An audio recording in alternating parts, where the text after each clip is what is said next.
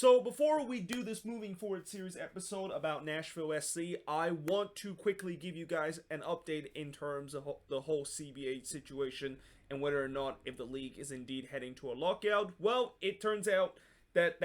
the answer of whether or not the league is heading to a lockout might have to wait another day to be answered because the league have just announced that they have extended the deadline in terms of both sides have to agree on this revised CBA by a day, and that the league have also said that they are in an advanced stage in terms of both sides negotiating and both sides getting very close in terms of agreeing on this revised CBA, which is definitely good news to hear, because if that is indeed the case, then look like the league might have avoided a lockout, and once again both sides is able to reach an agreement at the 11th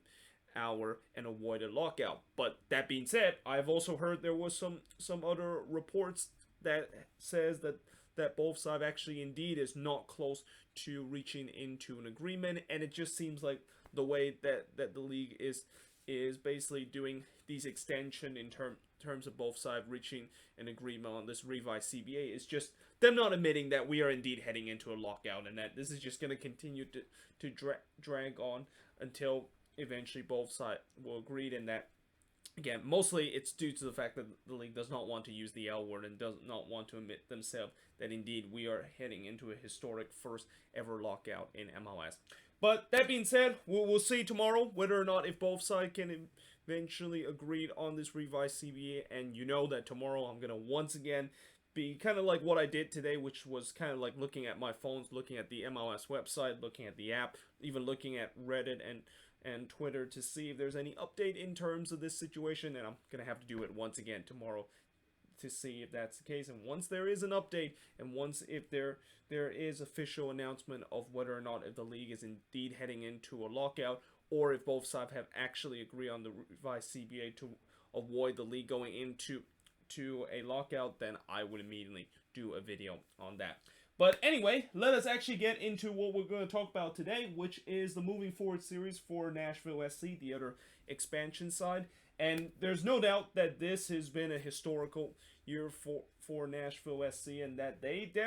definitely not only exceed all expectation, but they also made a couple of history in terms of their expansion season, becoming the 7th expansion team. Well, actually becoming the 6th expansion team at the point when they qualified to the playoffs to make it to the playoffs as an expansion team, but only becoming the 2nd expansion team to ever win multiple MLS playoff game. The only other team is the 1998 Chicago Fire team, which is that team is still to this day the only team to able to win MLS Cup in their expansion year. And I'm not gonna lie, I actually thought Nashville had a chance to potentially repeat the feat that Chicago did in 1998. And I know a lot of people will say that that's a feat that probably will never be repeat. Consider how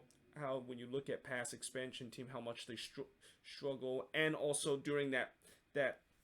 span, Chicago didn't have to face as much team to actually get to the MLS Cup compared to nowadays. But you know, again, I really thought that they really had a chance to repeat that feat that is Nashville SC, and that, you know, they were definitely heading into the playoffs hot. Not only the fact that the defense was rock solid heading into the playoffs, but their attack started to kind of woke up a little bit, and you're just thinking that this is gonna be a Cinderella run where they are going to go all the way into MLS Cup final and maybe even winning the whole thing. But unfortunately, that Cinderella run did struck midnight as they were eliminated by Columbus in the conference semifinal. But not until they finished with a record of 8-7, and they finished with 32 points. They scored 24 goals this season, which I believe was by far the lowest amount of goals that any playoff team in the Eastern Conference score. But they also gave up 22 goals, which besides Columbus and Philadelphia are the lowest amount of goals that any playoff team in the Eastern Conference. And heck, I think pretty much in every team in the playoffs besides those two teams that I mentioned, they've conceded the lowest amount of goals that made it to the playoffs this season, and they finished with a goal differential of +2. They finished 7th in the Eastern Conference, which if we didn't go with an expanded playoffs heading into this season, they would have still made the playoffs under the regular format and be the last team to make it in the East. But as I mentioned, their Cinderella run struck midnight in the conference semifinal when they unfortunately lose to the Columbus Crew and eventual MLS Cup champion Columbus Crew in extra time in that one. And also, they were one of the two teams that did not participate in the MLS's back tournament because just like FC Dallas that had some COVID issue and that they had a COVID outbreak that happened within their team, Nashville also had that issue. Although, unlike FC Dallas that kind of had that issue leading up to the MLS's back tournament, Nashville kind of pulled out at the very last minute, and that kind of almost at the very last minute they started to kind of had an outbreak going on in their team, and unfortunately they were forced alongside with FC Dallas to basically unable to participate in the MLS's back tournament, and hence that's why both of those teams end up playing 4 times against each other. 3 of them is to make up those 3 group stage games that those team would miss in the MLS's back tournament, and 1 more time is basically playing against each other that was already scheduled after the MLS's back tournament is over. Now, the MVP of this team, I mean, it's pretty obvious. It has to be Walker Zimmerman. I mean, you're a defender of the year for this season and probably the most important player on this team, and that despite the fact that, you know, Nashville, they definitely spent a lot of money to get Walker Zimmerman, and actually I think he was probably the most expensive defender that an MLS team is able to pay general allocation money to another team via a trade in league history. But it turns out, even though they pay a lot of money for him, he turns out to be an absolute studs and worth every single penny that they pay LAFC in order to get his service. But in terms of the most disappointing player for this team, well, there wasn't really a lot of disappointing player, but I'm going to go with Abu Danladi because, again, I thought when Danladi was going to Nashville, I thought this was a chance for him to get a fresh start. I mean, after how much he was struggling with Minnesota, well, besides when he first came into the league where he actually did do relatively decent, and we thought that he was probably going to be one of those promising young American striker that can maybe have a bright future in front of him. No. And turns out in the second year he suffered that usual sophomore slump and unfortunately wasn't able to live up the hype. But you just also thought that maybe with the way that he also was not getting in game time and also had to battle with some injury, maybe a new team will be able to give him a change of scenery. And although he definitely did start more games and was able to appear for Nashville this season compared to the last couple of seasons for Minnesota, he still wasn't getting regular minutes and still wasn't performing in a way that kind of live up to the potential that he had when he was first drafted by Minnesota back in 2017. So yeah, it's such a shame to see that Danladi, which was at one point rated as a very highly talented young striker, just kind of unfortunately still hasn't figured it out, even with him being on a new team, and knowing the fact that now Nashville heading into this offseason, they are definitely getting some more attacking option. And I also think that Nashville actually didn't give a contract to Danladi, so technically I don't think Danladi is even part of this Nashville team anymore. It's just such a shame to see his career that has really just kind of an example of a highly talented player that has some high potential coming into the league, and while they were able to sparkle in the first year, they unfortunately fizzle out by the time that they reach their second year and just never live up to the potential that the player used to have when they came into MLS. Now, in terms of the top goals scored, we got Hani Mukhtar and Daniel Rios both tied with 4 goals, followed by Randall Leao and Walker Zimmerman with 3 goals. Then you got Abu Danladi, did finish with 2 goals, but he was tied with, I believe, 6 other players that finished with 2 goals for this team this season. Top assist leader, you got Hani Mukhtar, Randall Leao, and Dax McCarty all contributed 4 assists this season, followed by Derek Jones and Alex Mule, and I believe 3 other players that contributed 2 assists to this Nashville side. So what went right for this Nashville team? Well, as I said, they exceed all expectation and really kind of prove a lot of people wrong, including myself. Like, when I saw this Nashville team coming into this expansion year, I was very concerned that with some of the moves that they've been doing and some of the ways that they want to play and the tactics that Gary Smith basically implemented his team in this first season, it looks very similar to what FC Cincinnati tried to look like the expansion year. Like, talk about the tactics wise, just like FC Cincinnati, this was a team that was want to heavily rely on their defense and hope that they can basically sit in a low block and maybe score the goals on the counterattack or even on the set piece opportunity. But the only difference is with the way that Nashville tried to use this tactic compared to FC Cincinnati is that Nashville was able to successfully execute that tactics, unlike where FC Cincinnati, when they tried to do that in their first year, they weren't able to execute very well because their defense was just all over the place. Whereas this Nashville team, their defense was absolutely rock solid. And even though on the attacking end, they were kind of also still struggling in terms of getting those goals on the counterattack and also on the set piece, they did just enough on most games to pretty much win like 1-0 or even get an important point on the road or draw 1-1 to get themselves in a good position of potentially making the playoffs. The second thing that went right for Nashville, as I mentioned, they become only the second expansion team to win multiple MLS playoff games. And then the third thing that went right, I talked about the defense, was just an absolute force to be reckoned with this or was an absolute force to reckon with last season. It'll be very interesting to see if they can continue that heading into next year. So what went wrong with this Nashville team? Well, there wasn't really a lot that went wrong with this team, but the most obvious thing that went wrong with this team is the attack, which, as much as I know I talk about how the attack was the biggest Achilles heel for this Nashville team, they kind of did pick up a little bit near the end of the season where the attack started to kind of get things going and they weren't just scoring like one goals every game to try to get by to maybe get all 3 points or get a point out of the game. But the attack really kind of started to materialize, and by the time when we get into the playoffs, their attack started to kind of look like the best that they have done throughout the whole season. And hence, this is also the reason why I said that this team actually had a chance to potentially repeat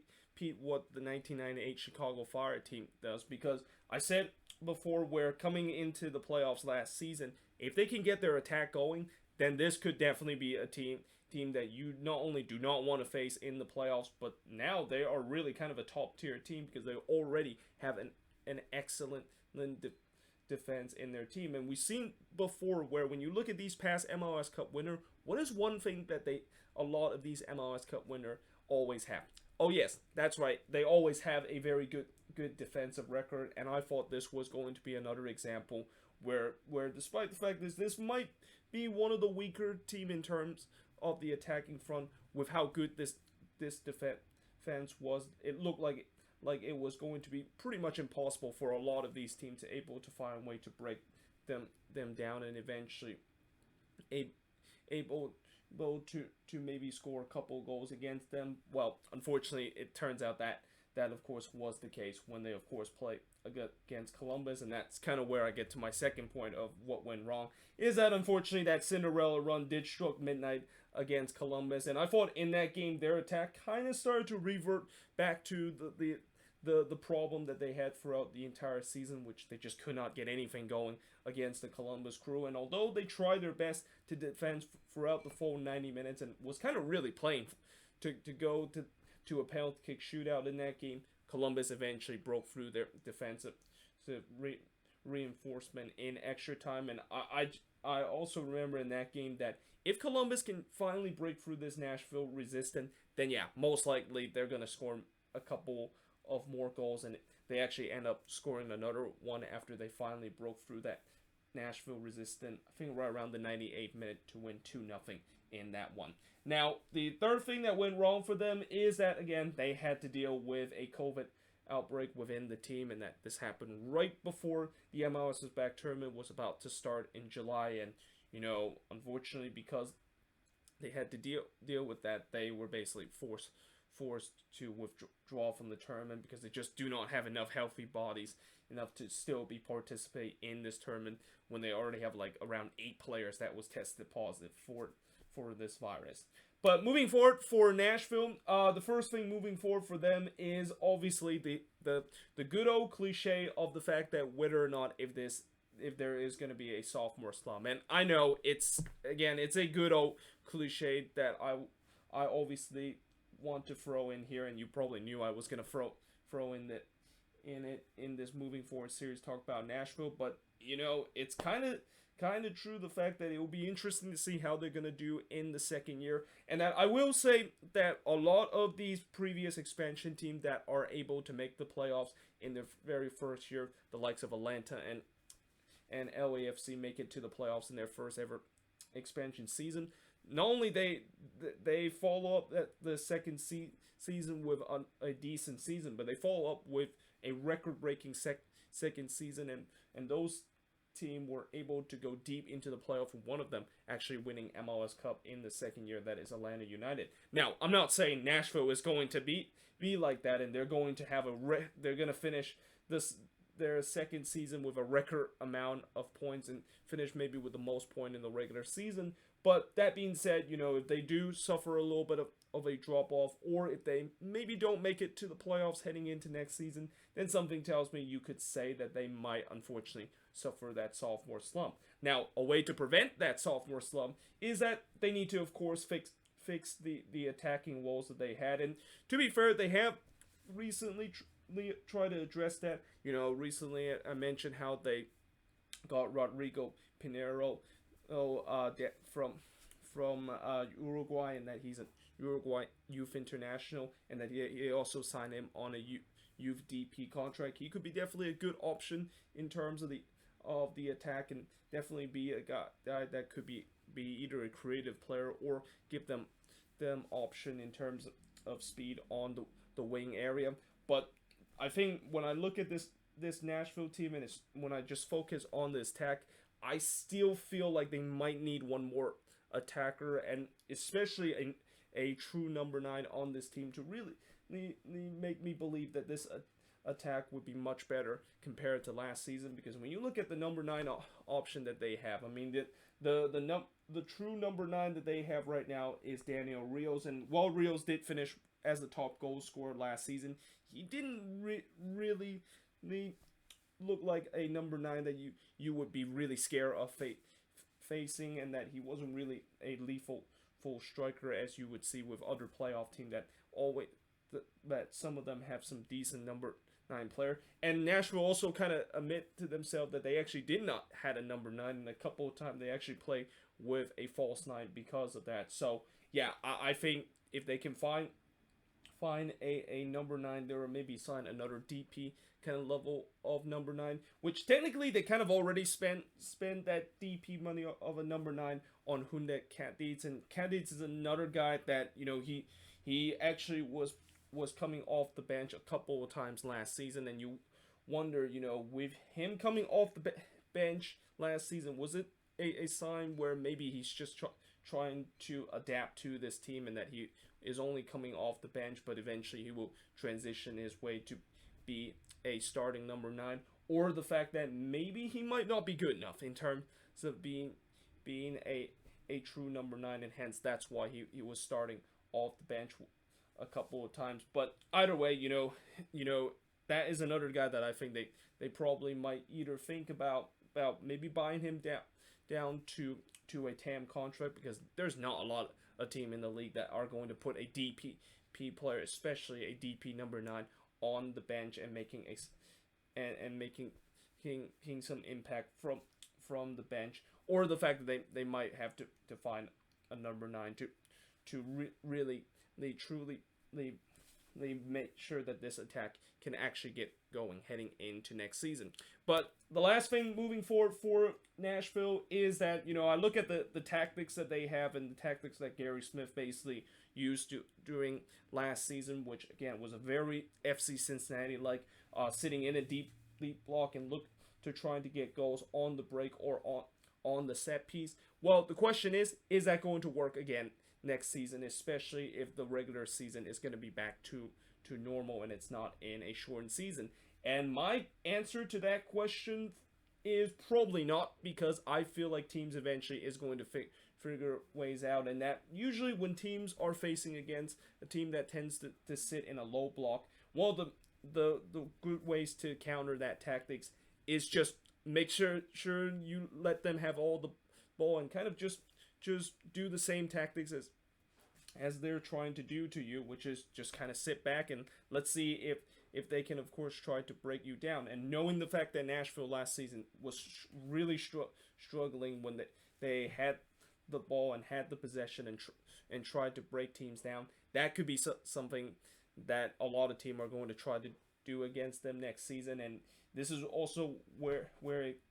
I have to go back to talking about where they need to have some good attacking option, because if teams are trying to do that and trying to force Nashville to kind of just maybe break them down and trying to ask them to see if their attacker can potentially break them down, then yeah, that could probably not end very well for this team. And no, they're not really a possession team and a team that does relatively successful in terms of trying to break teams down on the final third. So that's something that they might have to think about, where maybe they might not think about always just kind of sit deep throughout every single game. Now, I'm assuming they're still going to potentially do it, mostly maybe on the road too, where we see a lot of time where road teams decide to kind of sit deep and kind of use that similar tactics, but they probably might not think about doing that throughout the whole game, because if they decide to do that, then teams are going to find an easy way to combat that, which is just let them have all the ball and see if they can try to break down our defense. But yeah, there you have it. That is pretty much it for my moving forward series for Nashville. Let me know in the comments below, what do you think of this video? If you're a Nashville fan, what went right, what went wrong, and most importantly, moving forward, what do you think this team is going to look like? But yeah, hope you guys enjoy this video, and I will see you guys next time.